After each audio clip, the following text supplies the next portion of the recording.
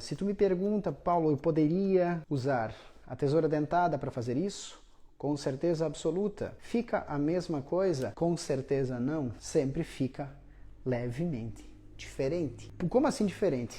Como falei, a beleza está nos detalhes. Então, cada ferramenta nos entrega um acabamento e nós precisamos aumentar o nosso repertório. Aí tu vai me dizer, Paulo, eu tenho dificuldade de fazer isso. Bom, dificuldade é um sinal que alguma coisa a gente pode ajustar. Certo? Que isso o quê? A forma de pegar o cabelo, manipular a tesoura. Quando eu ver, eu tô aqui, tô com o pulso torto, vou picando, eu só sei fazer isso aqui. Maravilha. Então o que acontece? Paulo, mas então fazer esse despontado aqui é errado? Não, não é errado, só que é limitado. Limitado por quê? Porque o teu repertório de textura está menor do que deveria. Cada cabelo tem o seu segredo. Cada cabelo tem a sua característica de acabamento. Cabelos ondulados, crespos, exigem outros tipos de acabamento.